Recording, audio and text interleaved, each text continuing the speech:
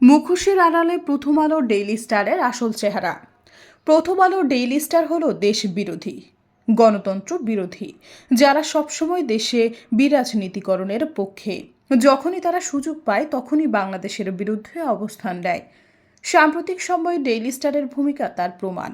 উল্লেখ্য যে ওয়াশিংটনে গত শুক্রবার মার্কিন প্রেসিডেন্ট ডোনাল্ড ট্রাম্প এবং ভারতের প্রধানমন্ত্রী নরেন্দ্র মোদীর বৈঠক শেষে সংবাদ সম্মেলনে বাংলাদেশ প্রসঙ্গে একজন ভারতীয় সাংবাদিক প্রশ্ন করেন।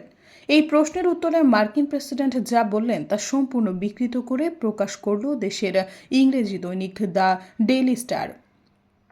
অনেকের ধারণা ভারতকে খুশি করতে ডেইলি স্টার ইচ্ছা করে এটা করেছে।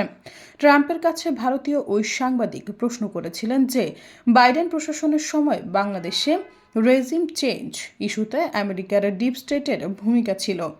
এ ব্যাপারে আপনার মন্তব্য কী? উত্তরে ট্রাম্প বলেন, না, আমেরিকার ডিপ স্টেটের কোনোই ভূমিকা ছিল না। একই সঙ্গে মোদির দিকে ইঙ্গিত করে ট্রাম্প বলেছেন, বাংলাদেশ ইস্যুতে ওই প্রশ্নের উত্তরটা মোদির উপর ছেড়ে দিলাম। অর্থাৎ বাংলাদেশ সংক্রান্ত ওই প্রশ্নটার উত্তর মোদিকে দিতে বলেছিলেন ট্রাম্প।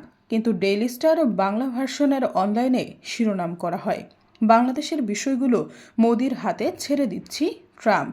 বিষয়টি নিয়ে সামাজিক যোগাযোগ মাধ্যমে তীব্র ক্ষোভ ও প্রতিক্রিয়া সৃষ্টি হলে বাধ্য হয়ে ভুল স্বীকার করে ডেইলি স্টার।